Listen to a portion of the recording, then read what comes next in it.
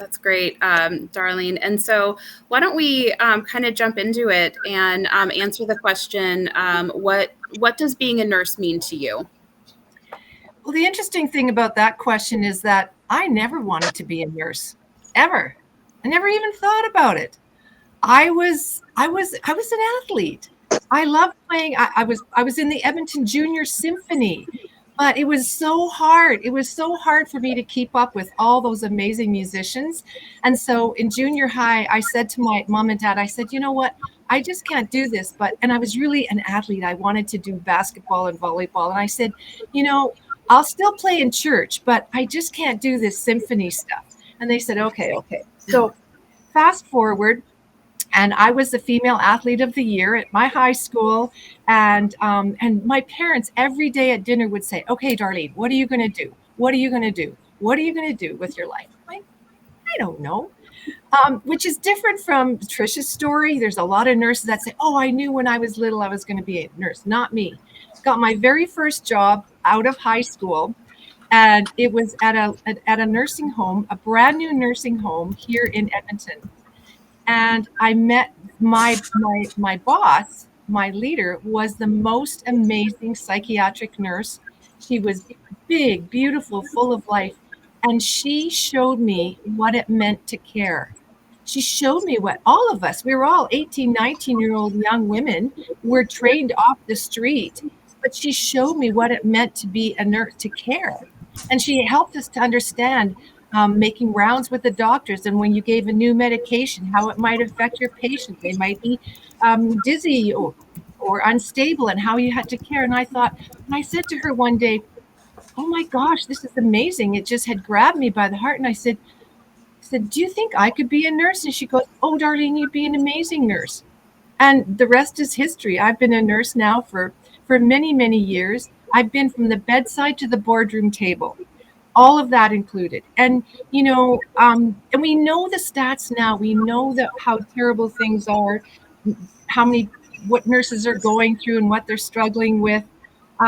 But what if here's the thing that I want people to understand, that there isn't enough time to do this, there isn't enough time to do that. But what if I told you that I don't think nurses have a job problem? I think we have a purpose problem. I think we have a purpose problem. Um, and just stick with me here, because what's happening is that it's we need to find our purpose. We need to find what we're actually all about. It's not about the job. We can take the job out of the equation, but then what's left? You have a whole life. You all explained to me. We have family, we have friends, we have responsibilities, we have community, and it's not the job that's the problem. You have a purpose problem, because being a nurse is just one part of what you do, but you are a whole person. So you need to understand how your home life, your personal goals, and how this all comes together. And that's what we need to understand. What is your purpose? What is your actual purpose? So, in my role as the nurse's nurse, it's all about, one of the nurses that I was coaching said, she said, Darlene told me that she holds me as a cocoon, and then I do the work. And really, being a coach, that's exactly what I do. And in many ways, nurses at the bedside, leaders, could do that too. But we're so overwhelmed with everything else that we have to do, and the statistics are bad. But that's because we've lost our purpose and our passion. It's not the job. And when we talk about all the things that are happening with the job, nursing did start out. When we think about the history of nursing and where Florence started, and all the things she did, it was at the bedside, at the bedside. But now, even after what we've learned living through COVID, is that, and as a neuroscience nurse, it was always about fixing broken brains and bodies, over here in the system. But now the work has shifted upstream to building better brains and bodies for nurses, for people, for everybody, because we can't survive if we have to have everybody in a hospital. That's not where all our care is provided. We've got a whole full scope of practice in nursing that we're going to hear about over this day. In a 12-hour shift, nurses do all kinds of incredible things, and we're going to hear about that from everybody. So we have a full scope to think about. And so again, it's like, where do you fit? Where do you fit? And figuring out, what do you want your life to look like? And I think in many ways nurses have lost that, and that's what brings you to burnout, and because things aren't connected. So one of the things that we know is that we don't have we've got systems problems, that's right, and yes, we've got nurses that are burnt out. But what happens is, if we're not listening to nurses wherever they are, right where they are, right where we serve people, we're not listening to them, that's when we get into issues, and that's where burnout happens. So if you look at the statistics, you'll see that, why are 1 in 25 patients that we in 25% of all the people we look at after are harmed? Why does that happen? Well, it's because of the issues that nurses are dealing with. So if you're a frontline manager, then you need support. You need support because everything is coming from the top down. And that doesn't help the nurse that's in the first line nurse manager position, to listen to the nurses and say, okay, I'm going to take this issue and we're going to move it upstream so we can fix the problem. And that's where the nurse's voice is getting stuck. And that's where they're overwhelmed, exhausted, and dreading going to work. And we need to address that issue. And that's what my work now is all about, is helping to fix the system. There's so many things I could tell you about my story, but now, being the nurse's nurse, I care about the nurses that are wherever you are. And nurses are moving out of just, they're understanding that they don't work just at the bedside. So many possibilities of what nurses can do. I remember being a guest lecturer for in a nursing program, and the nurse, I was it was in community health, and the nurse, I asked the nurses, so what do you want to do when you finish your degree? Almost everybody had a specialty they wanted to. Oh, I want to do maternity. I want to do pediatrics. I want to do emergency. I'm going to ICU. Only one young nurse said to me, I want to work in community health. And I said, tell me more about that. She said, well, my mom and dad work at Boyle Macaulay, which is an inner city community health program here in my city. And she had seen what community health looks like, and how the role of the nurse could be so effective in that place. And this is what I see happening, is that nurses are seeing their potential and the possibility for care that they can bring, and that speaks to what they're all about and to their heart. And yet, as they move up, they're being stymied by the system, often, which we talk about. So we must continue to listen to the nurses down here, and then take that voice. So, that's what I'm all about. Where are you? What is your voice? And let's take that further up. And that's what, a lot of times, when we're wanting to listen to nurses, they're feeling, oh, you know what? What's the point? I'm just going to quit nursing, whatever. And we need our senior nurses. When I look at you, Trish, I just resonate with you and the experience you've had, because the younger nurses, they really resonate. They want to learn from this, from the people that have had experience, that have lived that life, that know what they're about to come up against. And there are things that we don't know, because technology is changing constantly. But there's a lot of things that technology can still help us with that isn't being done, because we're not listening to nurses. They can, if you listen to their problems, we could say that, oh, I see how technology can help us give better care, keep people healthier, have them live a longer life. And here's the other thing that I'm very passionate about. There are more family caregivers in our world, in our countries, than there are healthcare professionals. And it's a great impact. So family caregivers, often as nurses, we may have family that we're looking after, aging parents, children with issues. And so we need to understand how important caring for the family caregiver is for us as nurses, because many of us are also family caregivers. There's so much I'd love to share with you, and I'd love to just open it up to you to see what more you'd like to know about me and how I can help be the nurse as a nurse. Wow. Thank you so much for all of that. And I really I resonate with that. When I went to nursing school, it was not the cool thing to do community health.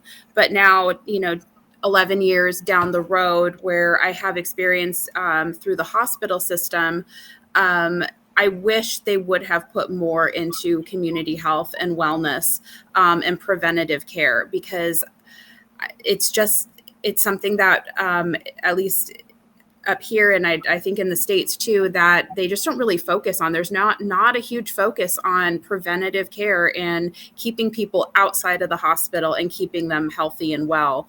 And so I think we have your nurses for sustainable care. Yeah, we've got you guys coming on, the whole group of you coming on in a little bit to share the work that you're doing through that organization. And I just think that's so important, that we shift from this like sick care system where we just manage the sick patients to like looking at problems within a community and seeing that, and working to solve those problems that cause these,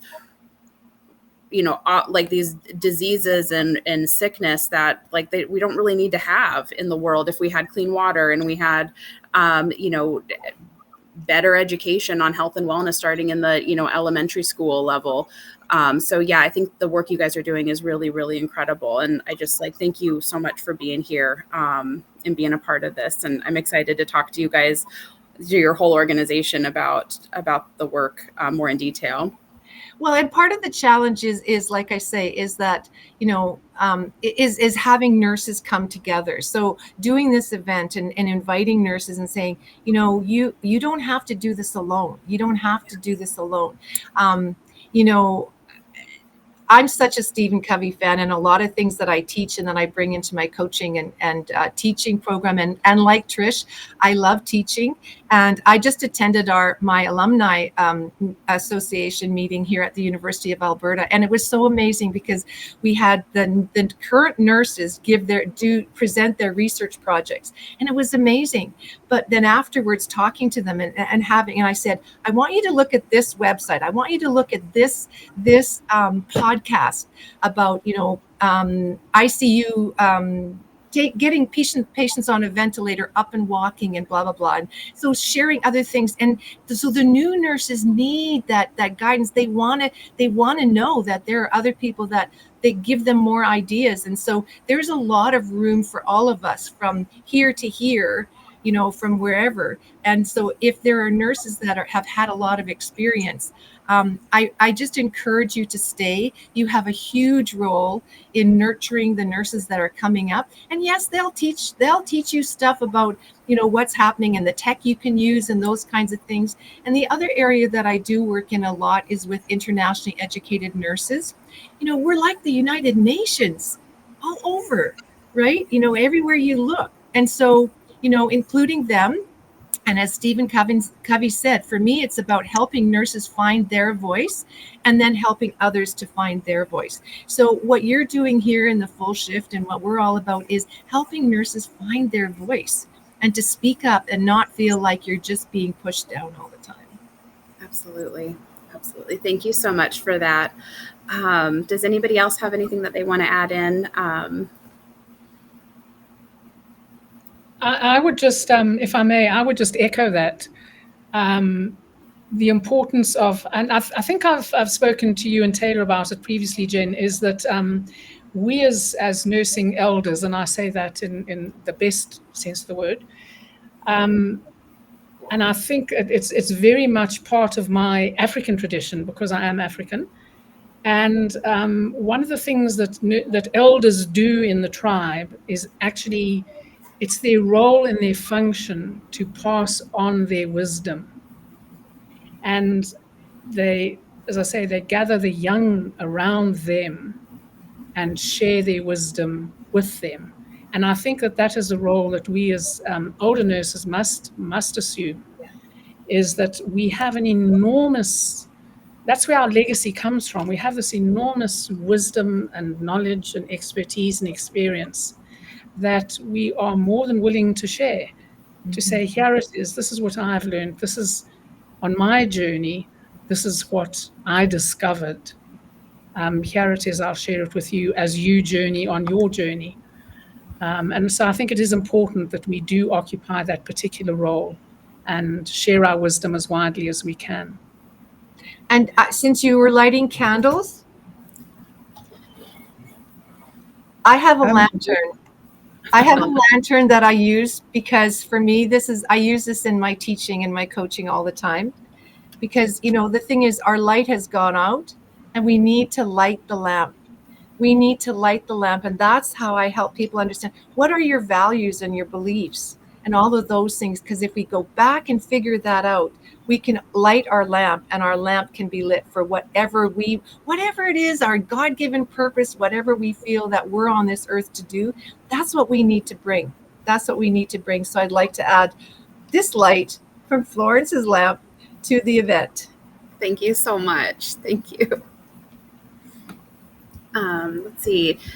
What time are we looking at? I know I've got a group.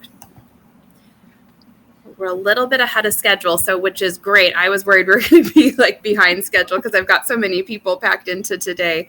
So thank you guys all for coming on. Taylor, did you have anything you wanted to add in? Okay. Well, I'm sorry, Taylor. We'll get you fixed up here shortly. Just closing remarks here before we transition. We're probably going to go to our first commercial break here in just a moment. Anything else anybody wants to add in about just the nursing practice? Any help or advice for the future for our future nurses, or any advice for somebody that wants to get into nursing with the state of healthcare and the state of nursing right now? I know there's a lot of negativity surrounding it. And so we'd like not to gloss over that, because there's some true problems within our profession, but to show that we need to stand up and stand together, and we need to have hope for the future, because without hope, there is no real future, Well, I'll just share an interesting experience I just had. So I was invited to do a career day at a junior high school, and then also at a high school here in Edmonton. So when I asked the students that were in my group, in the groups, and I did several of the talks, and I said, so, you're here because we're going to talk about nursing. So where do nurses work? Well, what do you think? These were junior high students. So I'm thinking, where does this thinking that, nurses, that they only do this job? Well, it's already started. We're embedding this in children. And they see that the place that nurses work are in the hospital. So on the whiteboard, I drew a little circle and I put an H in it. So, okay, you told me nurses work in a hospital. But then we started talking about but nurses care from people from birth to death. And under on this line, this is illness and this is health. So under here's the hospital. But I'm here talking to you about health and about all the possibilities. So it's health. So do you see how nurses work in all of these areas? From birth to death, and every hardest illness and tragedy to the greatest health and all this. And it was so somewhere in our cultures, we have this thing that nurses work in a hospital. So we as nurses need to take that and we have the potential to change that in kindergarten, in with our own children. And there's where we need to, as you said, generally we need to be focusing on health right from the moment the child is born. Yeah, thank you. I'd just like to add, the question that you raised there, Jen, was nurses coming into what is potentially we see as a broken healthcare system. And what would you say to nurses who are wanting to join nurses today? I would challenge them to come anyway. I would challenge them to, I really would. I would say, come and be part of the solution. Yes. Don't be part of, come here and we can stand tall, we can stand together as nurses. We are, after all, an incredible warrior tribe. Come and join us and we will change the system. Yeah, absolutely. I really would challenge them to not think twice. Come in anyway. Yeah. We can get this sorted. We're nurses after all. Yeah, if you have that drive or that calling and want to do it, absolutely, like, come help us fix it. We need as many people as we can to get on board and to be disruptors for the system, and to like step into this power, because we have the numbers to make the changes. There's over, in just the United States, there's well over 5 million nurses, and I think the statistic I read a while ago was like 2 million or 20 million nurses in the world. So we absolutely have power in our numbers. We just have to get out of this mindset that we don't have power in the healthcare system. We absolutely do. Welcome back, Emily. All right, I'm going to go ahead and wrap it up, and I think I'm going to send us to our very first commercial. Oh no, we are actually going to go and look at. I have a map that I created where we have zip codes from our members in Heartbeat. And what the map represents is candles being lit across the world. So I just want to take a second and share my screen and show you the map here. This map is going to be updated every hour with all new members of Heartbeat. And so if you want to join in, sign on up for Heartbeat RN. Your zip code will come in, and it'll be, we'll put a little candle on your zip code. And hopefully by the end of this event, we will have lit the whole wide world. We're already across the world. I'm just praying that I'm not the only little soul voice down there in Africa. You know, I mean, I've been trying to get as many people together as I can, and come in, please light. You know, I don't want to be this little light shining at the bottom of darkest Africa. I know. And it's hard to get people to get onto a live. It's scary. This is my first live, so it's a little mind blowing, but it's been really fun so far, even with some of the technical difficulties. So here is Jen, our go ahead. Jen, sorry, I did prepare a little thing, a little speech, few words, or quite a few words, just to go with the candle lighting. So I don't know when we're going to actually light a candle, but if we do, if I could just, I won't be able to say it off by heart. I'll have to just read it, what I've prepared. Okay. Why don't we can do that? We can go ahead and do that right now, and then we'll move on to the map and all the other stuff we have planned. So let's. And you'll understand if I it's something that's actually that I prepared because I feel so strongly about it. So if you don't mind, I'm going to actually read it again. Yeah, go for it. Thank you. Today, as we come together to light our candles, we honor something far greater than a profession. We honor what is the very essence of nursing, that heart, that soul, and that spirit that connects us as nurses across the world, across oceans, across cultures, and across generations. Nursing is so much more than what we do. It's who we are. It's the way we bring our whole selves, our hearts, our souls, our humor, and yes, even our little sprinkle of magic fairy dust to every patient, every moment, and every challenge.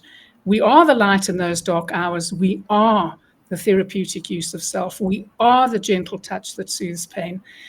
We are the steadfast courage, the caring, compassionate concern, that unwavering presence that reminds people that they're not alone. We are the ones who keep going when others stop, who find solutions when others see none, and who believe, even in the face of impossible odds, that what we do matters. We are everywhere, in every corner of the globe, in every kind of setting, but we are one community, one purpose, and one light. We are steadfast, we are resilient, and we remain undaunted, no matter how hard the road ahead. Today, as we light our candles, let them remind us of the magic we bring to the world, the lives that we touch, and the incredible legacy that we continue to build. This is nursing. This is who we are. Tonight, today, we honor the legacy of Florence Nightingale, and we light these candles to honor this legacy, our legacy, to honor that incredible connection to every nurse that has ever walked this path, to honor those who came before us, those on whose shoulders we stand. We light them for the nurses of today, courageous, exhausted, compassionate, but human, who continue to serve with resilience and grace. And we light them for those yet to become, the torchbearers, the dreamers, the difference makers, those who will shape the future of our profession. Let these candles be a symbol of our unity and our strength and the profound impact we have on the world, because we are nurses in capitals. That's so beautiful. Thank you so much for that. That was so beautiful. So if you have a candle, I encourage you to just light it and shine hope on the future of our profession, because we do have a bright future ahead of us. It's just all about coming together and sticking together. So thank you guys so much for being on. And with that, I'm going to go ahead and move on to show our reach and show candles lit all over the world.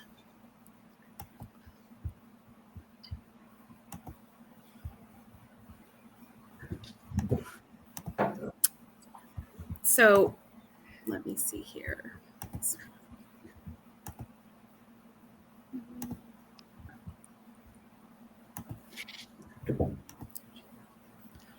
Right. That's all right. So here is our map that we have. We have nurses all the way up in Alaska, which is myself. Probably that's my light.